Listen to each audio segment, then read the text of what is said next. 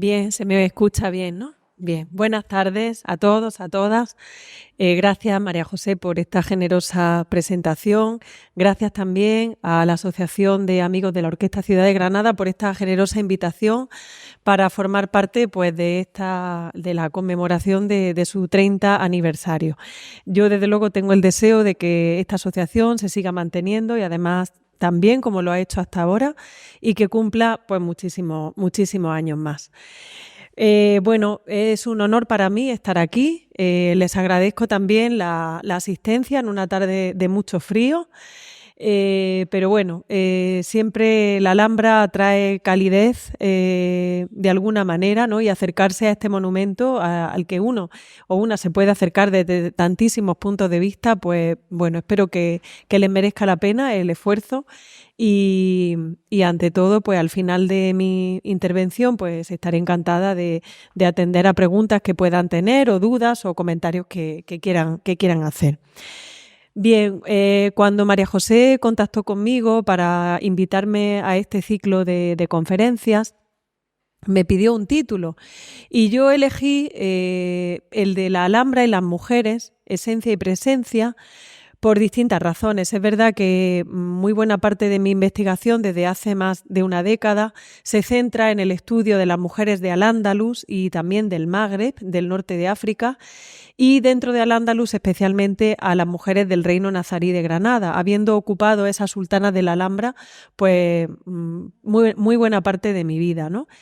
Pero ese subtítulo de esencia y presencia lo elegí porque hoy les quiero mostrar cómo las mujeres están presentes en la Alhambra desde muy distintos puntos de vista o en diferentes ámbitos. Es decir, no solamente hubo mujeres, como es lógico, habitantes de esta casa real nazarí, sino que también podemos rastrear esa presencia femenina en otros ámbitos, de otras maneras, ¿no? Desde el punto de vista simbólico, desde el punto de vista pictórico, etcétera. Y esa es la imagen que yo les quiero traer hoy aquí.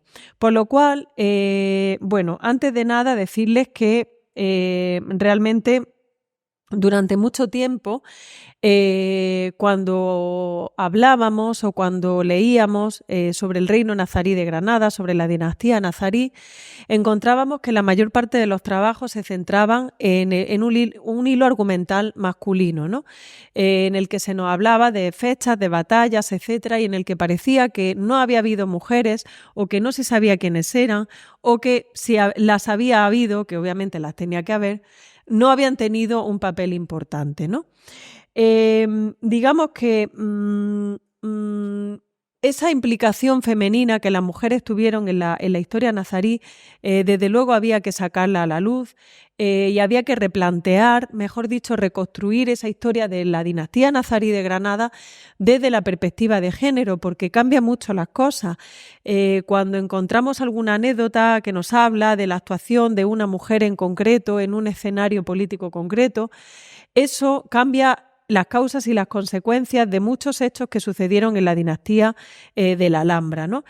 Y al igual que hablamos de la propia historia, también a la hora de estudiar la Alhambra desde la perspectiva de género como lugar en el que habitó la dinastía nazarí, el hablar de sus mujeres, el colocar a sus mujeres dentro de esas áreas residenciales también nos hace replantear o releer el patrimonio en clave de género, lo cual es algo también, vamos, por lo menos yo lo considero importantísimo, pues porque también da otra visión a la historia y a ese patrimonio, ¿no? Consciente de la importancia de incluir a las mujeres, ¿no?, en esa reinterpretación o relectura de la historia, del patrimonio, etcétera, yo les he traído aquí los 4 ámbitos en los que yo considero que están presentes, ¿no? Para empezar, en esa historia nazarí, sobre todo en las actuaciones que estas mujeres tuvieron en la política, y dentro de la política hablamos de todas las manifestaciones de la política en sí, la economía, la diplomacia, donde también estuvieron presentes, sobre todo en el siglo XV, ¿no? Luego también dentro de esa arquitectura, dentro de esa Alhambra residencial, ¿no?, en la que debemos intentar identificar, aunque no es fácil porque las fuentes árabes no nos dan mucha información, identificar cuáles son aquellos espacios en los que debieron de habitar las mujeres o en los que debieron de actuar las mujeres, ¿no? Porque siempre las relegamos a un plano doméstico, pero una cosa es la teoría y otra cosa es la práctica. Ellas obviamente tuvieron que pisar esos espacios de poder que existían en la Alhambra, aunque siempre nos puede llamar más la atención esa Alhambra íntima, ¿no?, que se escondía detrás de sus muros, en los que esas mujeres debían de desarrollar sus vidas cotidianas, ¿no? Luego también hay otros registros dentro de la Alhambra en los que las mujeres están presentes. Y en ese sentido me refiero a los dos últimos epígrafes que tienen ustedes aquí. En primer lugar, la pintura, porque aunque estamos acostumbrados y acostumbradas cuando hablamos de las mujeres en la Alhambra a esas pinturas románticas, como la de precisamente la de la portada, digamos, de esta charla, realmente, aunque son muy pocas, hay algún testimonio visual de cómo podían ser esas mujeres alhambreñas, fundamentalmente del siglo XIV, y a ello me remitiré, ¿no? Al igual que también, y eso es importante porque nos acerca a la prosopografía, a la apariencia de esas mujeres, cómo eran sus vestidos, cómo eran sus velos, cuáles, digamos, actividades en las que podían estar involucradas, ¿no?, etcétera. Y otro registro es ese que nos descubre la voz de la Alhambra, que es, por ejemplo, la epigrafía. Al estudiar la Alhambra hay que acercarse a la epigrafía, porque es la voz de la Alhambra. Es cierto que esa voz está distorsionada porque fueron hombres los que escribieron esos poemas epigráficos o esas leyendas, ¿no?, que figuran en los muros de la Alhambra, pero se inspiran en realidades femeninas, ¿no? Y ese es el último registro, esa Alhambra, esa presencia femenina simbólica que hay en la Alhambra al que yo hoy les quiero acercar. Bueno, no es fácil conocer la realidad social, política, etcétera, vital de esas mujeres, porque partimos siempre de la base de que todo lo que sabemos de ellas y sobre ellas lo escriben hombres, ¿no? Ellos son los grandes autores de las crónicas y de todas las obras en las que basamos el estudio de estas sultanas, ¿no? Y por lo cual tenemos que reflexionar para empezar sobre el alcance de esa historiografía, hasta qué punto es realista con las realidades vitales de estas mujeres, ¿no?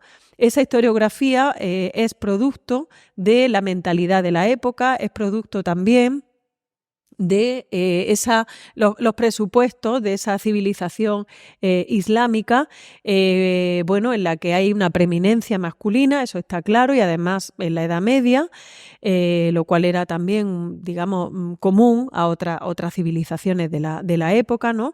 Y es reflejo de ese carácter patriarcal, considerando además que esa historiografía se considera un espacio público, un espacio de visibilización para todo aquel que pudiese leer esas fuentes árabes, ¿no?, esas crónicas, por lo cual hay también que proteger, o se intentaba proteger en esa época, la existencia de esas mujeres honorables, ¿no?, esas sultanas, por ejemplo, que pertenecían a la clase alta, de esa visibilidad, ¿no?, que les daba la propia historiografía.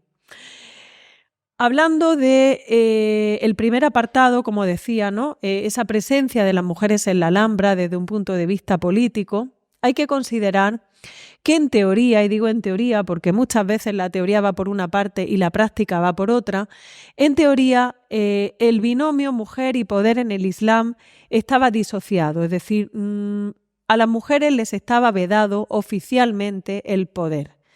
No había generalmente reinas titulares, son muy pocas a lo largo de la historia del Islam, y es cierto que hay muchas que trascienden la historia porque realmente sus actuaciones son importantes, pero siempre como reinas o como figuras no titulares, sino que ejercen su poder al lado de un hombre o a la sombra de un hombre, y eso se da mucho a lo largo de la historia del Islam. Digamos que el hecho de que a esas mujeres se les estuviera vedado el poder para empezar, se aprecia en el plano lingüístico. ¿Por qué?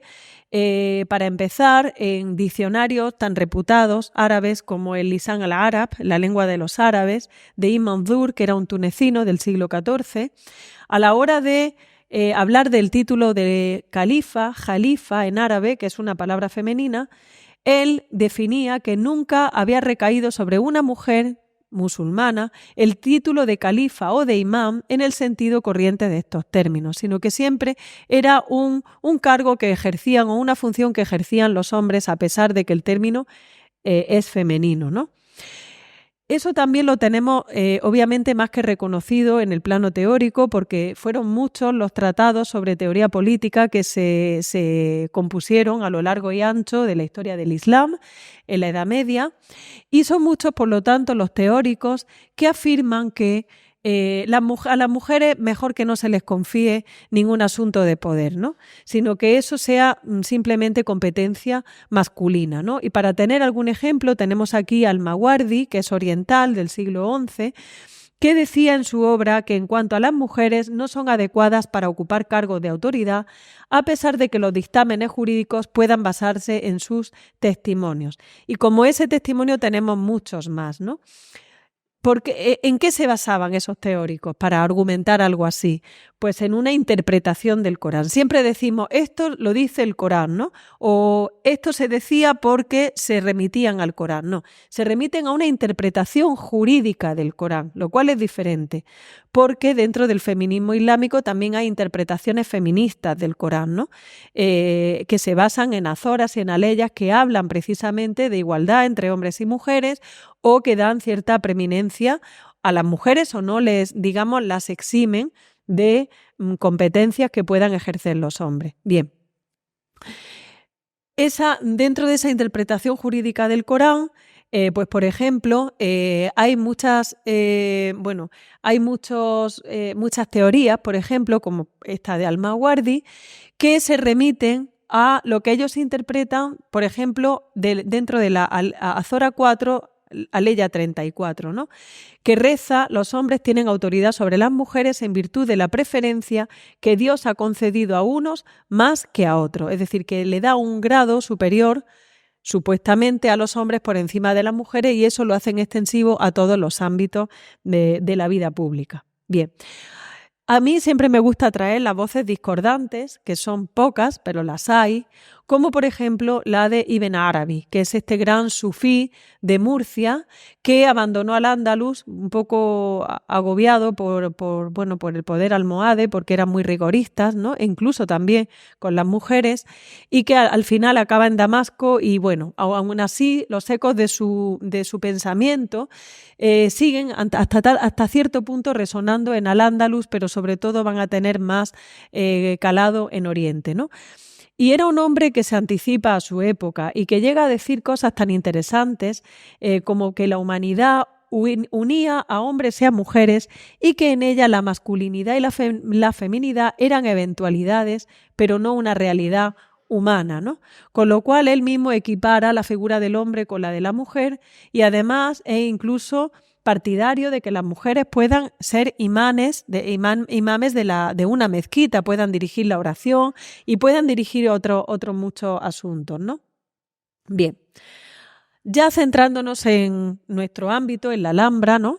Sí es cierto que aunque hubo mujeres muy destacadas a lo largo de la historia nazarí y de hecho hablaré específicamente de una de ellas, nunca llegaron a ser reinas titulares, jamás, siempre son reinas consortes, por decirlo de alguna forma, o son reinas madre, que ejercen el poder para proteger el reinado de sus hijos o para llevar a sus hijos al poder o incluso para proteger el reinado de sus nietos, ¿no?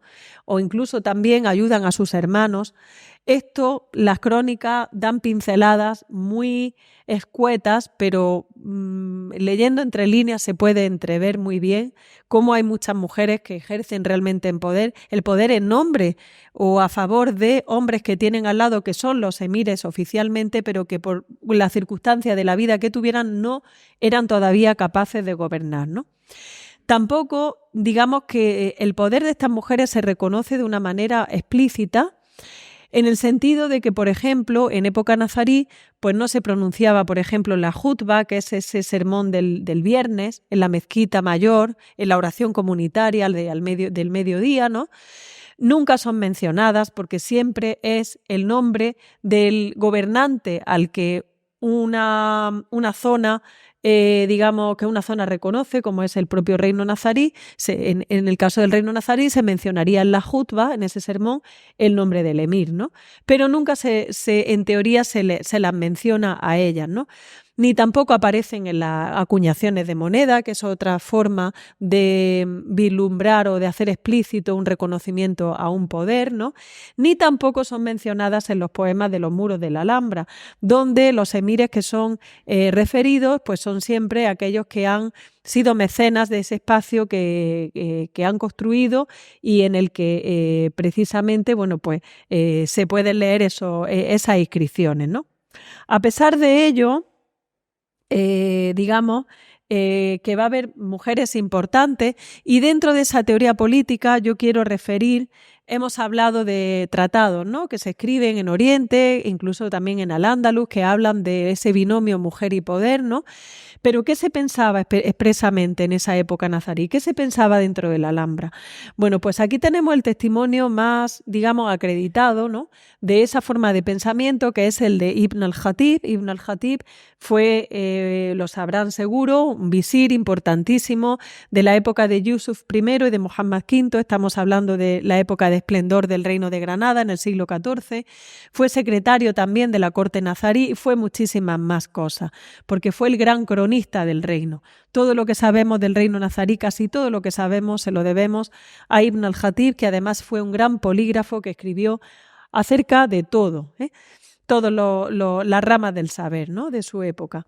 Y él escribe un tratado muy interesante que se llama Maqama fi Siyasa, que quiere decir como la sesión sobre política, que le dedica a Muhammad V, a su emir, y en el que le da consejos en los distintos capítulos sobre cómo gobernar, ¿no? Y es curioso porque uno de los capítulos habla precisamente de las mujeres, al-harim, ¿no?, el harem, porque ese término tan romántico, ¿no?, al que estamos acostumbrados por la literatura o la pintura orientalista, realmente existe el concepto de harem, ¿no? Y ahora también les hablaré de ello, ¿no? Y él le define a Muhammad V qué deben ser el conjunto de sus mujeres, de sus esposas, ¿no? Y dentro de ese harem, también incluimos a mujeres que se relacionaban con esos emires en otras calidades de parentesco, ¿no? Pues sus hermanas, sus hijas, etcétera. Esas mujeres a las que había que proteger de esa mirada exterior, ¿no? Y dice que en lo tocante a las esposas o a las mujeres del harem, dice, ellas son la tierra donde se plantan los hijos, es decir, ya nos está dando la primera función de las mujeres, que es la de la procreación, porque son fundamentales para la perpetuación de esa estirpe y sobre todo para que esos emires puedan engendrar varias progenies de mujeres distintas, ¿no? Son los arrayanes del espíritu. Me gusta mucho a mí esta metáfora en el sentido de que visualmente nos remite a ese patio de los arrayanes de la Alhambra, ¿no? Los arrayanes del espíritu y el reposo del corazón, ¿no? Fatigado por los pensamientos, así como del alma, reposo del alma, hendida por la autoestima hasta el punto de las intrigas y la censura. Busca pues entre ellas, le aconseja Ibn al-Khatib, la que aventaja a las demás en la bondad de su carácter, la que se muestra altiva independientemente de su talla, siempre que eso no te perjudique en el ánimo para que sea la madre de tus hijos, ¿no? Luego aparte le dice, bueno, sabiendo lo que es un harén, y ahora hablaremos un poco de eso, ¿no? Era una realidad muy, muy compleja, pues que le prohíba que las mujeres tengan celos entre ellas, ¿no? Que se hagan guiños, que se tengan celos mutuos, que tengan rivalidad, la preferencia de las unas sobre las otras, aunque eso era algo obviamente bastante difícil de controlar, ¿no? Pon paz entre ellas en los asuntos personales, haciéndote el sordo ante sus demandas y mostrando deferencia ante sus aprensiones. Y luego le aconseja también que disminuya sus encuentros con ellas, dice, lo cual debe ser tu preocupación permanente, dice, teniendo intimidad con ellas solo cuando reine el cansancio y el tedio, y abstente de ellos si tienen mucho trabajo, ira, sueño o desgana por la fatiga del día. Es decir, que lo importante es que tú gobiernes y lo demás es secundario, ¿no? Y finalmente le aconseja que no repudie a ninguna mujer por consejo ajeno, ni por intrigas, ni le encargues asunto pequeño ni grande. Luego ahí está una vez más alejando la esfera política de las mujeres, aunque realmente es difícil entender por qué Ibn al-Jatib escribe eso, cuando él es el primero que en sus crónicas, en su poesía, reconoce el papel tan importante que ejerció, por ejemplo, esa sultana Fátima emblemática del siglo XIV, de la que también les voy a hablar, ¿no? Bien, viendo un poco qué era ese harem, al-harim en árabe, ¿no? Bueno, pues era una realidad, como decía, muy, muy diversa y muy compleja. Aunque es cierto que dentro del contexto de la dinastía nazarí, el harem, bueno, tuvo cierta diversidad, pero una diversidad bastante simple, porque hay harenes de otros conjuntos dinásticos, pues los que vemos mezcladas a mujeres de más orígenes étnicos, de más orígenes culturales, ¿no? Pero aquí en el Reino de Granada tenemos que ser conscientes de que era una realidad geográfica y política muy mermada, muy pequeña, con muchas limitaciones, con un reino de Castilla que era bastante superior, ¿no? En todos los sentidos, ¿no? Del que dependía también para su existencia y subsistencia, ¿no? Y entonces, bueno, el harem nazarí pues es una realidad pues muy sencilla, ¿no? Si lo comparamos, por ejemplo, con el harem de la dinastía omeya de Córdoba, ¿no? Que fue otra realidad completamente diferente, ¿no? Ese harem va a estar formado por las dos categorías sociojurídicas de mujeres que hay en todos los harenes, que son, por una parte, las esposas legítimas, las zawjat, que son generalmente las primas paternas de los emires, aunque también tenemos casos de primas maternas, y con las que, bueno, pues engendraban hijos e hijas, ¿no? Y se casaban con matrimonios regulados dentro del derecho islámico. Y luego tenemos esas concubinas, las ummahat al-aulad, que son las madres de los hijos, que se refiere que eran esclavas que pasan a ser concubinas madre, ummahat al-aulad, una vez que le dan hijos a ese emir. Y a partir de ahí se equiparan en derechos jurídicos y también en categoría social, recibiendo también la denominación de hurra, que significa libre, porque alcanzan la libertad por la maternidad, pero también alcanzan la nobleza y se equiparan en ello a esas esposas legítimas, ¿no? En el caso del reino nazarí, pues las esposas legítimas, como decía, van a ser mujeres del propio árbol genealógico nazarí, mientras que esas concubinas van a ser cristianas del área peninsular, generalmente de la zona de Castilla, que son tomadas como parte del botín de guerra. Fundamentalmente ese va a ser el vehículo por el cual llegan al Reino de Granada. Bien, viendo cuántas, digamos, mujeres legítimas, concubinas tenemos contempladas o documentadas dentro del árbol genealógico nazarí.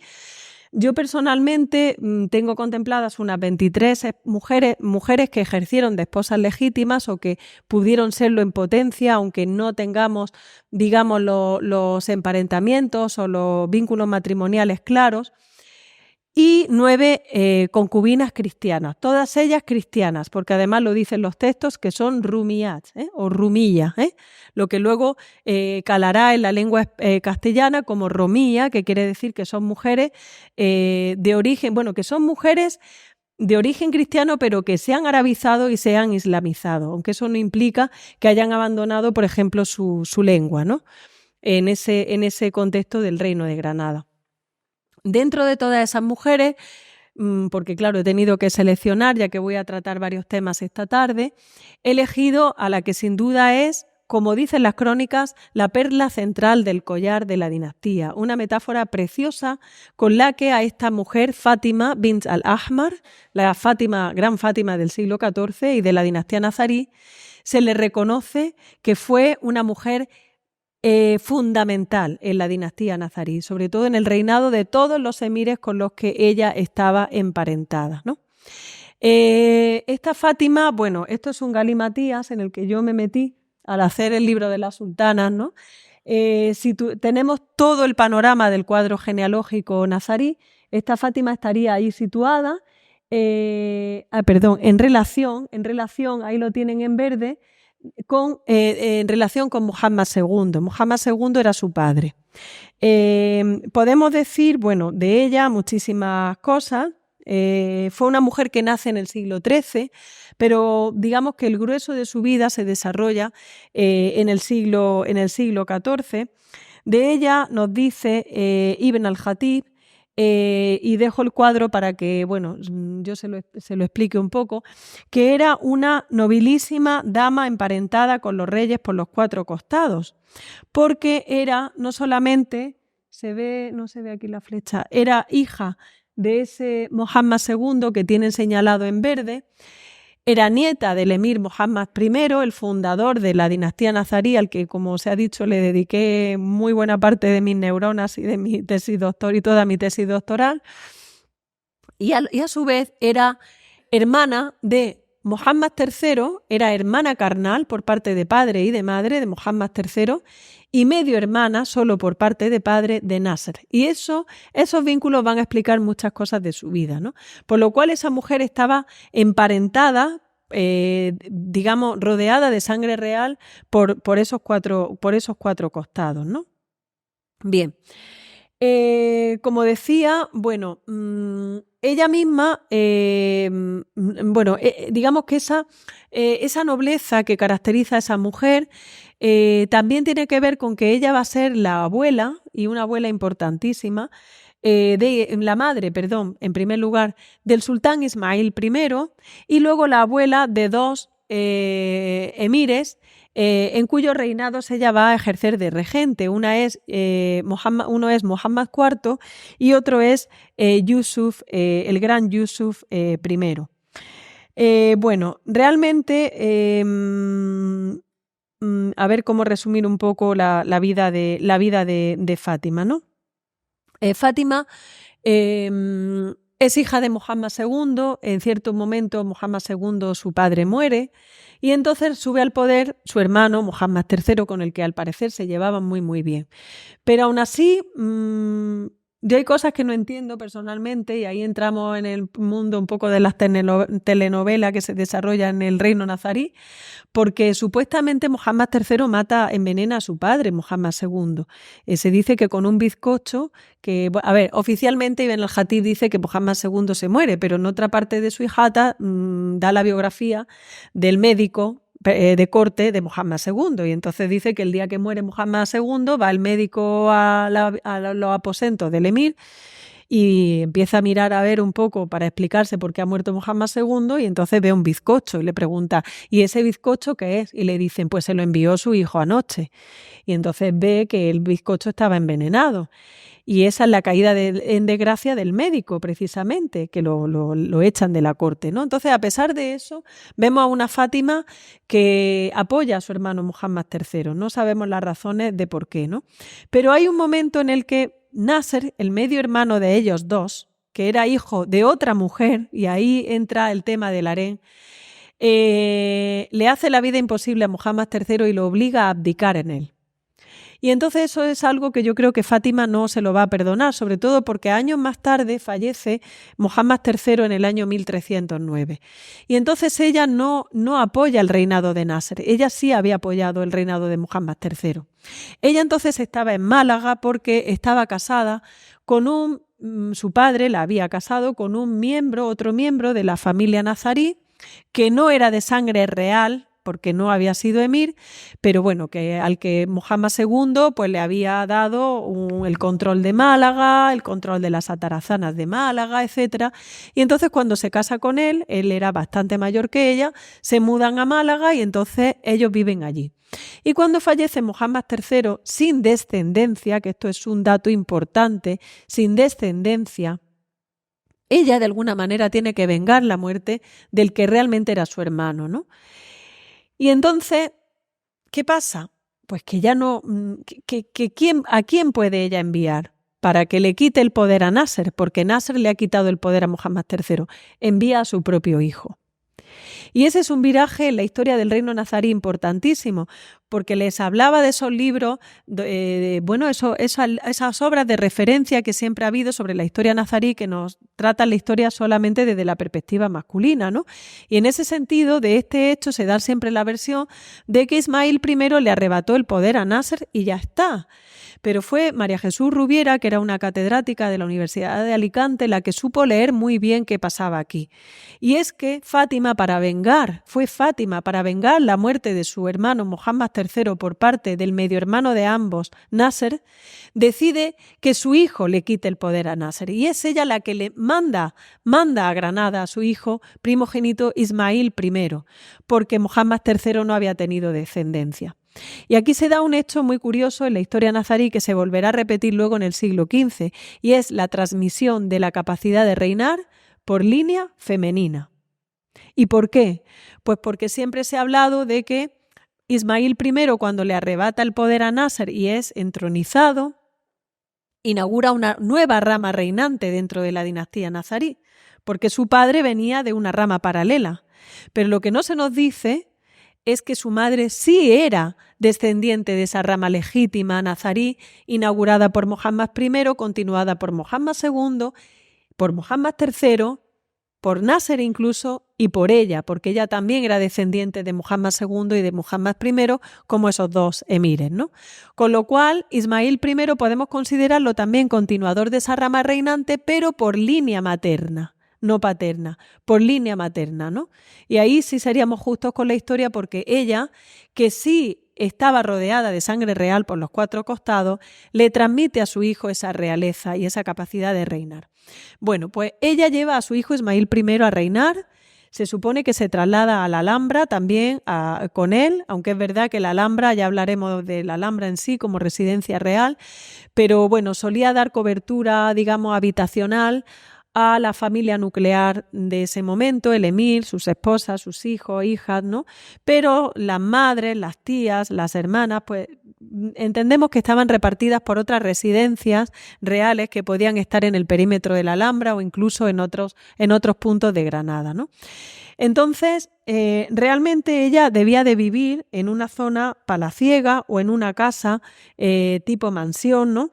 Porque cuando Ismail I es asesinado, porque en la historia nazarí casi todos los emires son asesinados, se dice que lo llevan en volandas a la casa, al palacio de su madre, que era Fátima y que estaba allí. Y aunque intentan salvarle la vida, no lo consigue. Este hecho también va a marcar que Fátima se sitúe todavía más en primera escena del poder, en primera línea de actuación, porque a Ismail I lo sucede su hijo primogénito, Muhammad IV, que solo tenía 10 años de edad cuando le llega al poder y que obviamente no era capaz de reinar, ¿no? Y entonces se nos dice que Fátima va a ejercer de alguna manera de regente junto con otro personaje vinculado a la corte, ¿no? Pero que realmente ella es la que toma las grandes decisiones, porque había un visir que se llamaba Ibn al-Mahruq, que había mandado mucho en el gobierno de Ismail I, y que cuando llega al poder Muhammad IV intenta aprovechar la minoría de edad de este emir para él realmente gobernar. Y ella se da cuenta rápido. Y entonces dice Ibn al-Jatib y otros cronistas de la época, incluso del Magreb, que este Ibn al-Mahruq solía ir a casa de Fátima a consultarle con frecuencia sobre asuntos del gobierno, y que en una ocasión en el que va a su casa, que era el mes de Muharram, el día 2 de Muharram, pues que Fátima aprovecha esa visita y entonces dos esclavos se lanzan sobre él, comienzan a acuchillarlo y lo lanzan dicen la cisterna, que podía ser también la alberca de la casa de esta mujer, que dice Dar al-Hurra, fi Dar al-Hurra al-Kabira, es decir, en la casa de esta señora, gran señora, por decirlo de alguna manera, Jaddat al-Sultán, es decir, la abuela del sultán. Por lo cual, el hecho de eliminar a este señor de la escena política pues fue una decisión de Fátima, al igual que ella también debió de tomar otras decisiones. Así protegió el gobierno de Muhammad IV hasta que también fue asesinado. Y entonces sube al poder su otro nieto, Yusuf I, también hijo de Ismail, Yusuf I, también con 15 años, ¿no? Y aunque tenía 5 años más que Muhammad IV, se dice que tenía una gran inmadurez y que solo era capaz de decidir sobre los alimentos que había sobre su mesa, y que vivía además en casa de su madre, de la madre de Yusuf I, que era Alwa, ¿eh? Entonces, ¿qué pasa? Pues que ella realmente, con ese catálogo tan dilatado de experiencia política que ella tenía, la que va a ayudar a su nieto Yusuf I a reinar. ¿En qué se evidencia esa ayuda? Pues se evidencia en bastantes hechos. En primer lugar, en el hecho de que Ibn al-Jatib la llame sultana. Y hemos hablado antes de ese plano lingüístico que no reconoce el poder de las mujeres en la terminología que se maneja para las distintas categorías de poder. Para empezar, jalifa, ¿no? Ibn al-Jatib habla de ella como la sultana, con lo cual está otorgando un reconocimiento explícito al poder que esta mujer ejerció en vez de un sultán o al igual que un sultán. Y otro hecho en el que se evidencia, y ya los traigo aquí, es en la elegía fúnebre que el propio Ibn al-Jatib compone y recita él mismo cuando Fátima fallece, dicen que muy longeva, con más de 90 años lunares de edad, y es enterrada en el cementerio real de la Rauda. Es decir, ese cementerio que está situado a espaldas del Patio de los Leones, ¿no? Un cementerio en el que eran enterrados las grandes figuras de la familia, porque para empezar su hermano, el hermano de Fátima, Muhammad III, y su hermano Nasser no habían sido enterrados en la Rauda, pero ella sí. Ibn al-Jatib, en esa elegía fúnebre, realmente reconoce muy explícitamente lo que había sido Fátima para esa dinastía nazarí. Aquí hay un resumen, pero es una elegía muy amplia de 41 versos. Voy a aligerar un poquito más, en el que dice que perdieron a Fátima, que no perdieron tanto los ojos al quedar privados de su luz, que fue para la dinastía luz que iluminaba el camino. Dice, cierto es que el Islam y su gente sufrieron tu pérdida. Luego habla también de que Fátima fue única, sobrepasando a las mujeres de su época, como sobrepasa a las otras noches, la noche del destino, la Laylat al-Qadr, que es la noche de Ramadán, 27 de Ramadán, en la que comienza, según la tradición islámica, la revelación del Corán al profeta Mahoma, ¿no? Habla de su Alteza, cómo protegió al sultán Yusuf I, descendiente de tu pura excelencia. Luego está reconociendo esa línea real por línea de Fátima, línea femenina, ¿no?, que se sigue transmitiendo de generación en generación y que inevitablemente pasa por la figura de esa mujer, ¿no? Bueno, se podían decir más cosas de Fátima, pero bueno, yo creo que con esto más o menos se dan cuenta de la importancia que tuvo esta figura, ¿no?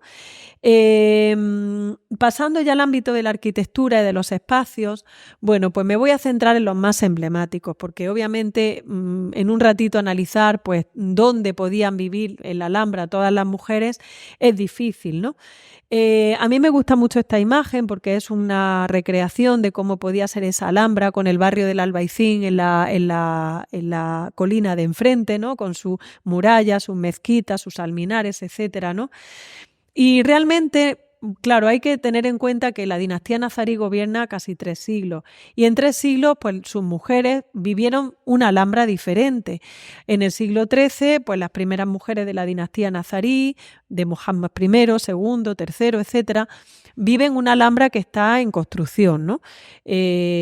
Hace poco se ha sugerido por parte de Pepe Tito, en su discurso de nombramiento como miembro de la Real Academia de las Bellas Letras, ¿no? De la Historia, perdón. Sí, Virgen de las Angustias decía que ha sugerido que la zona del Partal la debió de construir el emir Muhammad I, porque bueno, se supone que él también debió de tener un palacio y que entonces, bueno, pues las mujeres de su época obviamente tuvieron que vivir esa zona, ¿no? Claro, hablar de los espacios de donde se concentraba la vida de las mujeres no es fácil, pero bueno, las fuentes no nos dan ninguna información, y para ello pues tenemos que obviamente poner en marcha nuestro sentido de la lógica, ¿no?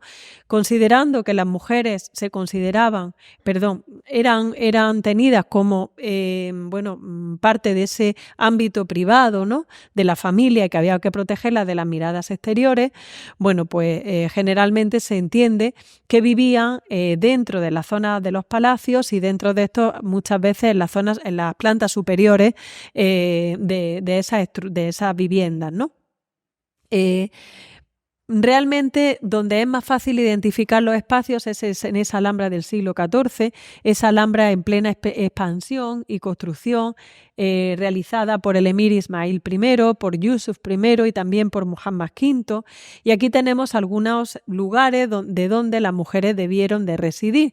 Si nos centramos en los principales complejos palaciegos de esa Alhambra del siglo XIV, como es, por ejemplo, el Palacio de Comares, bueno, pues debió de haber presencia femenina, obviamente, en las diferentes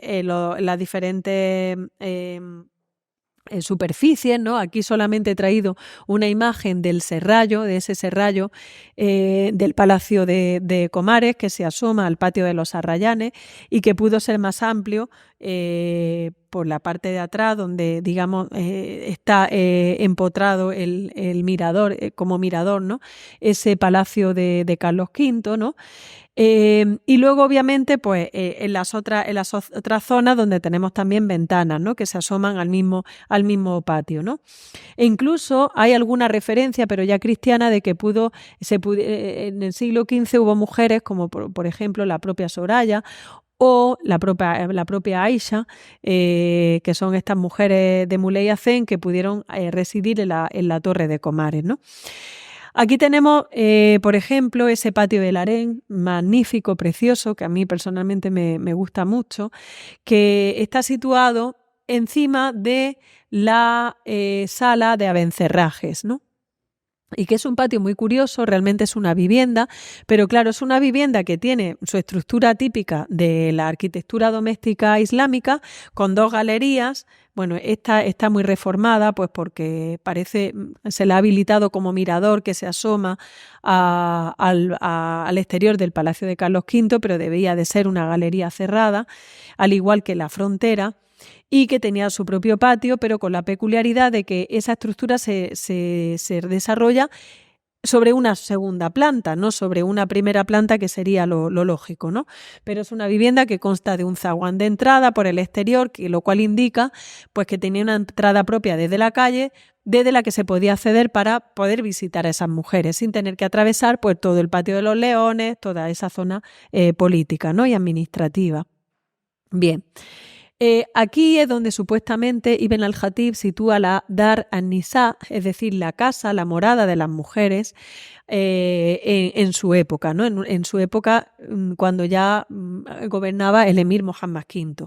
Y luego aquí tenemos la vista contraria, es decir, la parte superior de la sala de las 2 hermanas, que como sabemos está enfrente de la sala de abencerrajes, donde en sus estancias superiores pues también pudo desarrollarse vida femenina. De hecho, en el siglo XV, como decía, tenemos alguna que otra referencia de las fuentes cristianas, como por ejemplo de Hernando de Baeza, que dice que cuando Muley Hacén repudia a su esposa legítima y prima Aisha para quedarse con Soraya, que era su concubina, pues dice que todos residen en la Alhambra, lo cual es algo difícil de entender, pero dice que Muley Hacén vive con Soraya en la Torre de Comares, mientras que Aisha y sus hijos habitan en el Palacio de los Leones.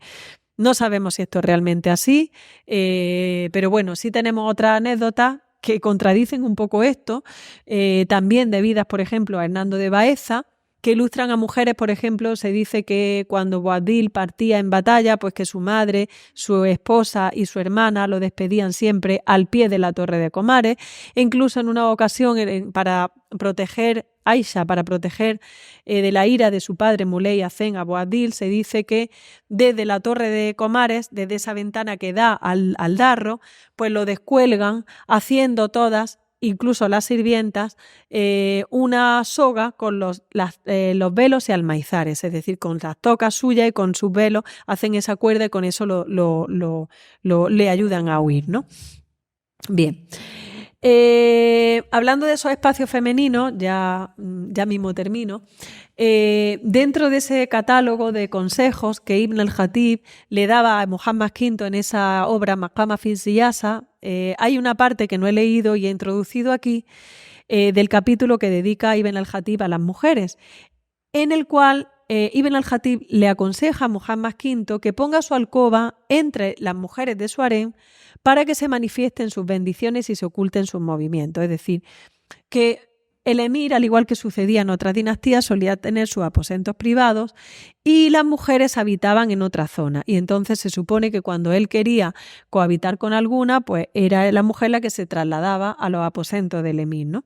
También le indica que separe a la mujer que dé a luz, tanto si es concubina como si es mujer legítima, en un aposento privado para que se pueda reconocer su independencia y se aprecien sus circunstancias por la peculiaridad de la maternidad, que ya hemos dicho que es un ascensor social para estas mujeres del harén, ¿no?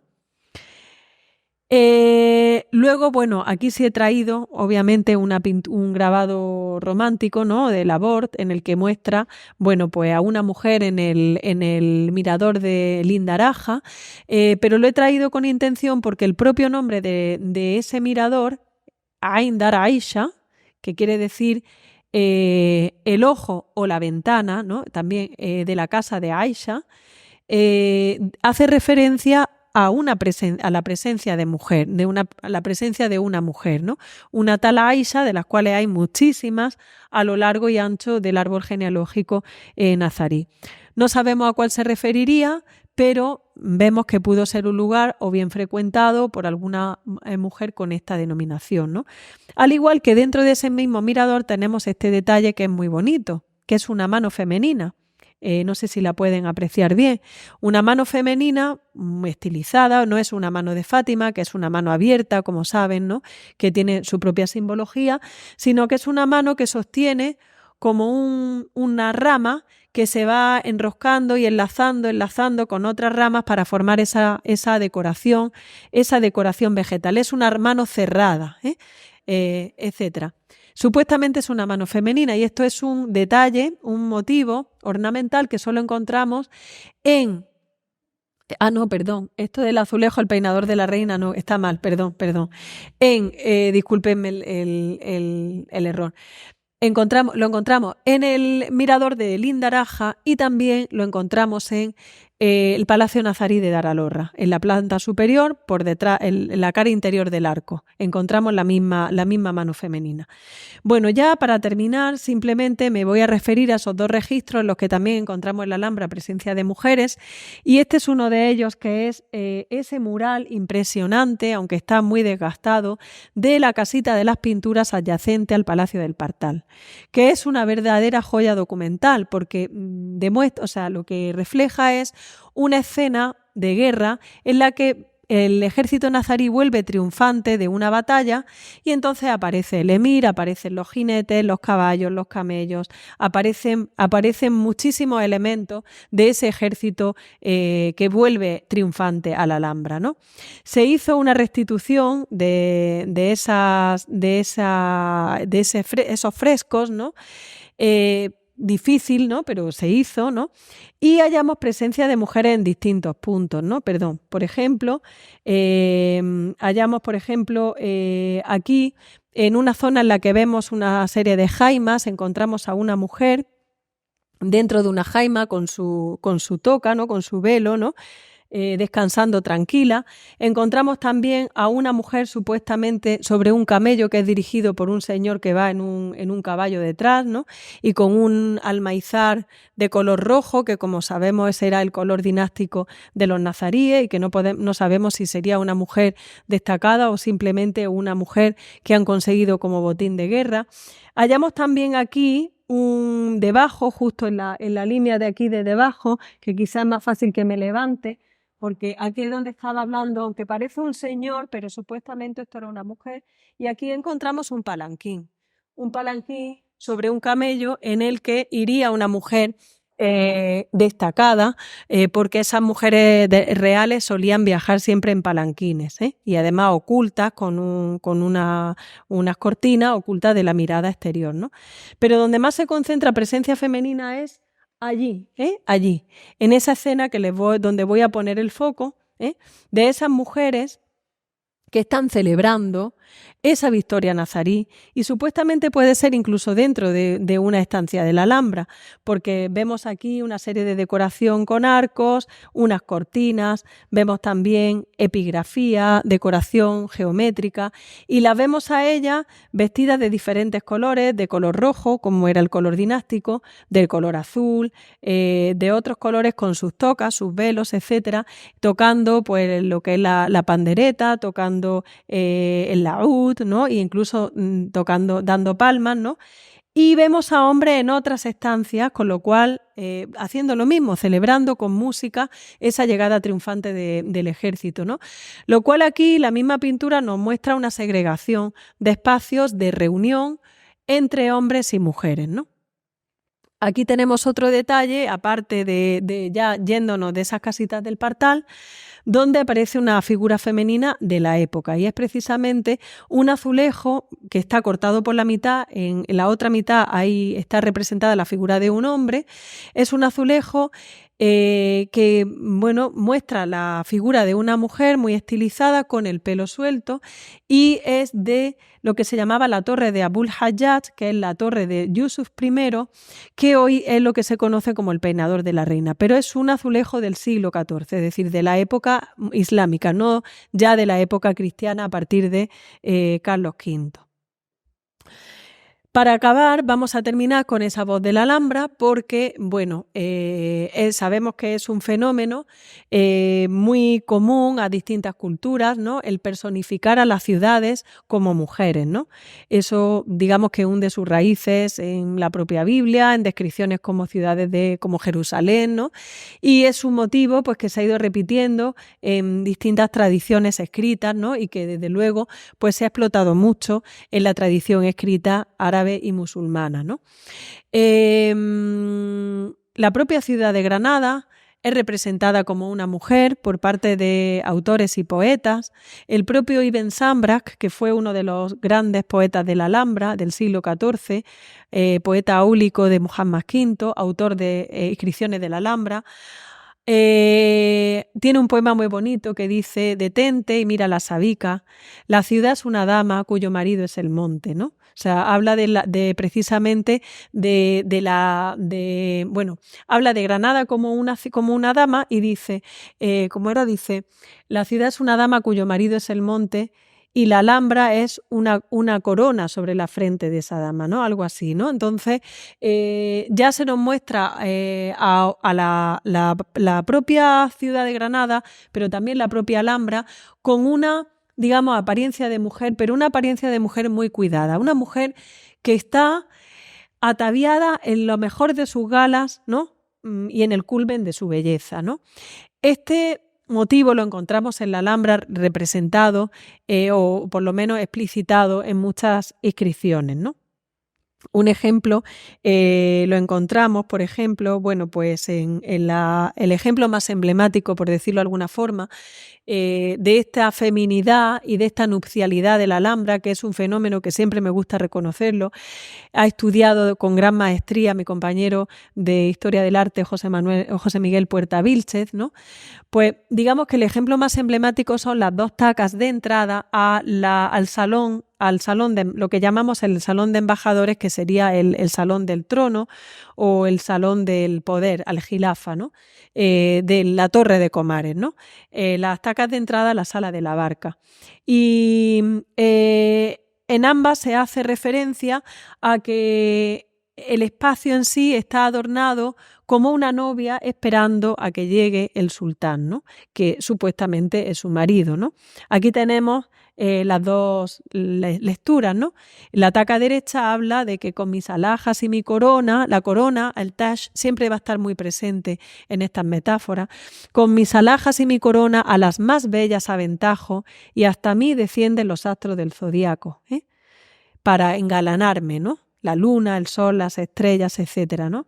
Mientras que en la taca izquierda dice: los dedos de mi artífice mi tejido bordaron, después de engarzar las joyas de mi corona. A un trono nupcial me asemejo, incluso lo supero, y a los novios la felicidad aseguro.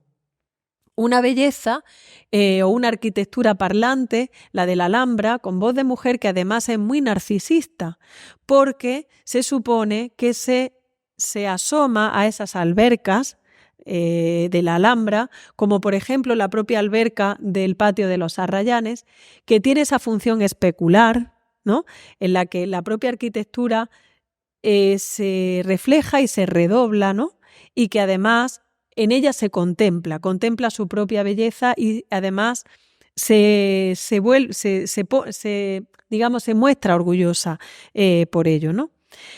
Pues con este final, ¿no?, tan metafórico, bueno, pues quiero terminar mi charla esperando haberles dado un recorrido, ¿no?, por esa presencia y esencia femenina, ¿no?, que alberga todavía la Alhambra, que debemos de considerar cada vez que nos acerquemos a ella, que la visitemos, ¿no?